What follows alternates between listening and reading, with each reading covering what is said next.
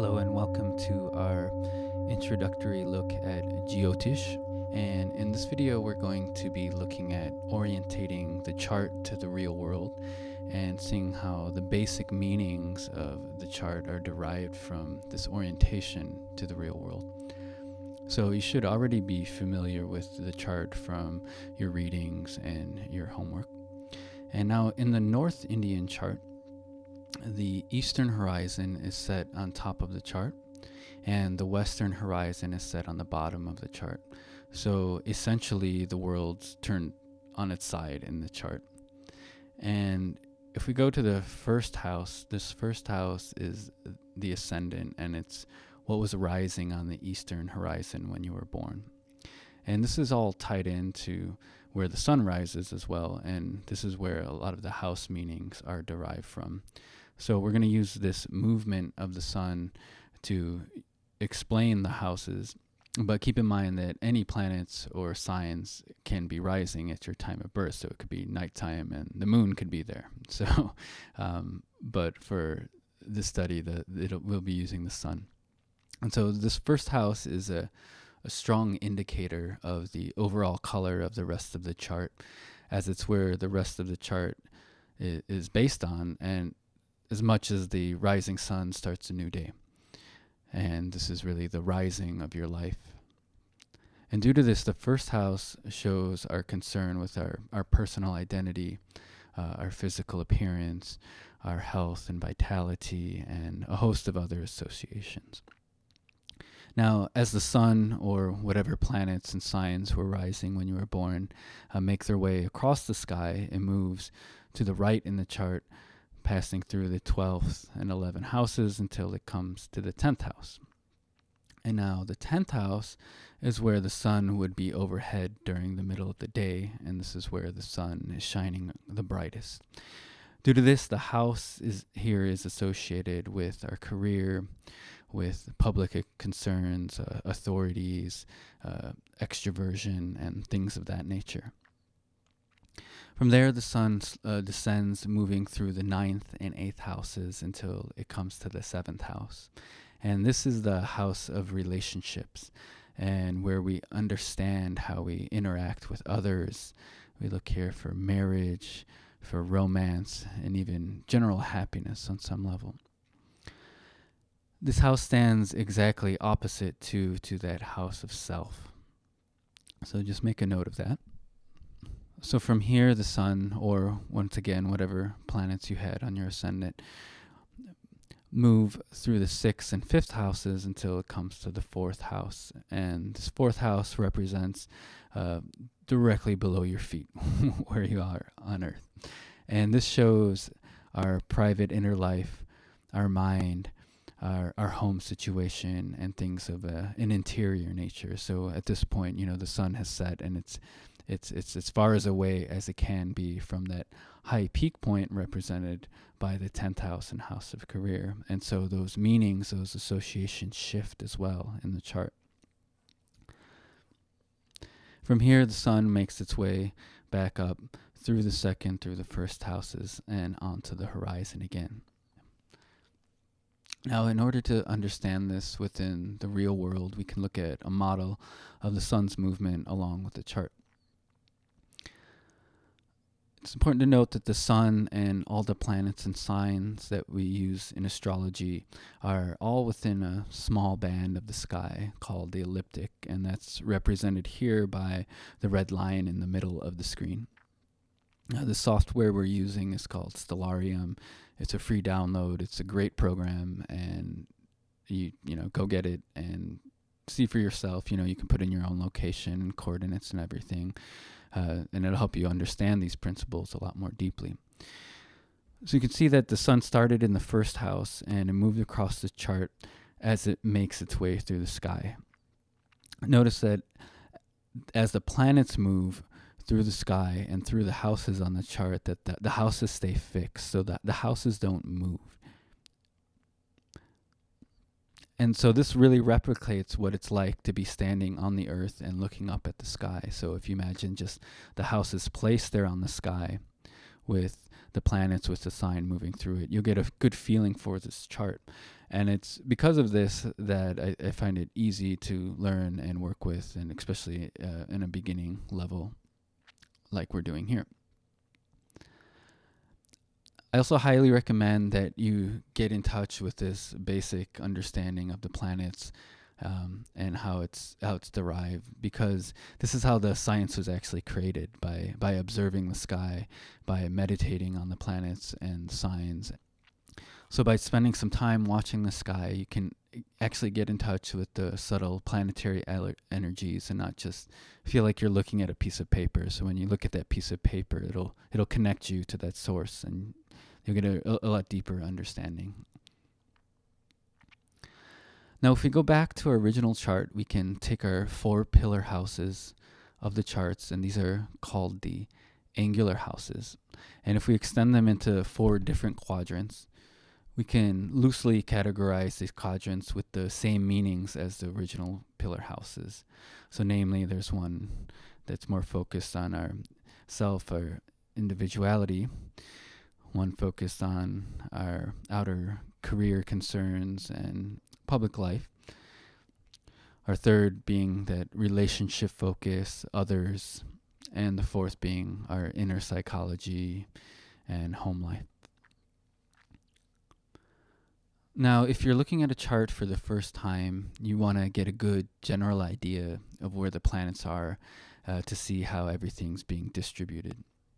So in general, if there's a lot of planets in one area or the other, it can show an emphasis on these aspects of the person's life.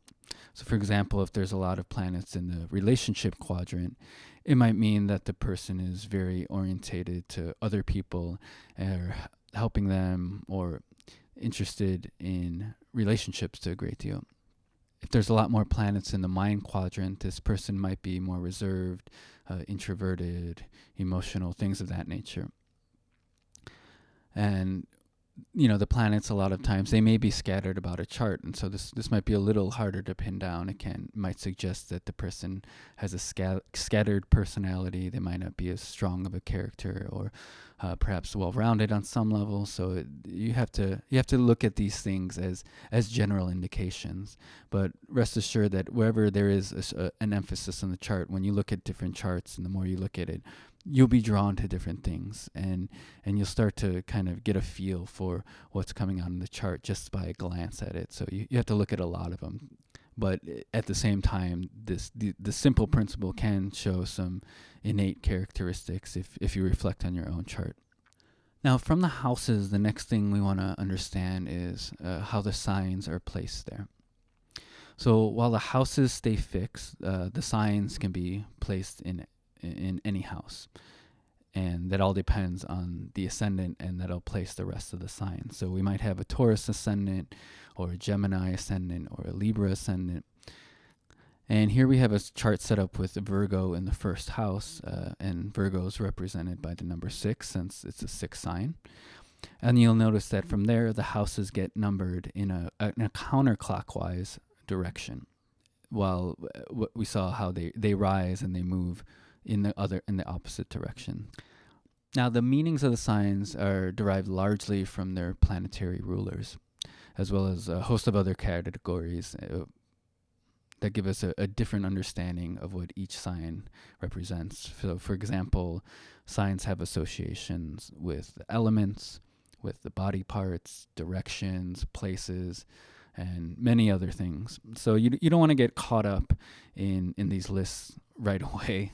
They are useful, but each one of them kind of gives you a small building block and nuances as far as what the signs, what the planets, and these other things mean.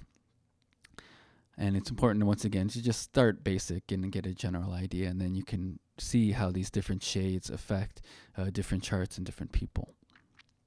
Now, one of the most telling aspects of a sign is its gender. So every sign has a gender, male or female. So if it's an odd number sign, it's going to be a masculine sign. And if it has an even number sign, it's going to be a feminine sign. So the masculine signs are Aries, Gemini, Leo, Libra, Sagittarius, Aquarius. And the feminine signs are Taurus, Cancer, Virgo, Scorpio, Capricorn and Pisces. And so when you have more planets placed within the masculine signs, the odd number signs, you're going to see someone who has more masculine qualities such as extroversion, ambition, maybe aggression or critical thinking. And when there's more planets within female signs, you're going to see the person be more feminine. So there'll be more sensitivity, more emotional depth, more relationship orientation, and things of that nature. You also find that a majority of the time, whatever sign most of the planets are, either planets are more female or planets are in more male signs, you're going to find that that person is that actual gender. Now, if that's not the case, you'll find that if it's a male with a lot of female planets, then he's going to be more of a sensitive female. If it's a female with male planets, she's going to be a little more of a aggressive kind of female type. So it's interesting to look out for. So you can try this out in many different charts, and it's really simple. You just have to look at each chart and see where the planets are based, and just make a note. If it's an even sign, once again, that's female. If it's odd sign, then it's male.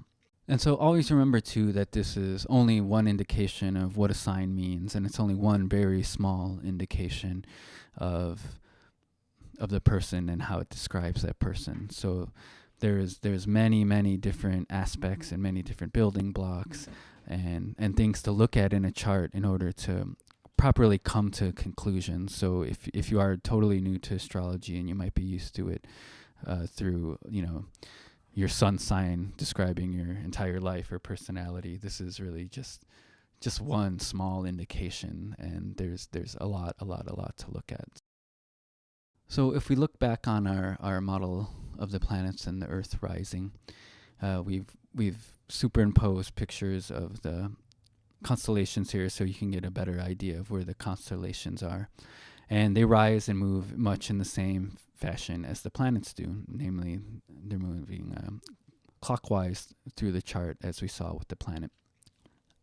And once again, just to reiterate that the signs, the planets, they all exist within the elliptic, so that's that red line within the screen.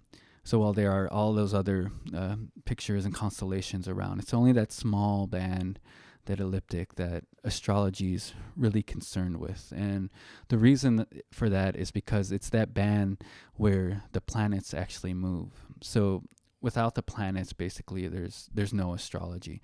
And so since the planets move through those specific constellations, that's where we're getting the meaning from, is from those planets moving through the constellations, through the houses. Okay, so that's an important concept to keep in mind, is that when we're looking for meaning and how things are being given in a chart, it's the planets that are ruling that. And then depending on what house they're placed in, that's going to tell us, what part of our life that the planet's bringing that meaning to. And then the signs give us a more kind of subtle coloring within that base meaning. Notice too here that, so while the planets and signs, they appear to be moving from east to west on a daily basis, over a longer period of time, the planets actually move in the opposite direction through their orbits.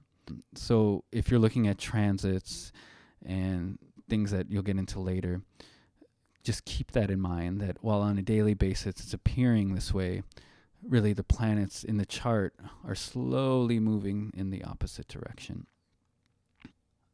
And so that concludes our brief look at the chart and the placement and some general kind of meanings for you to start to get a look at how these things work within the chart.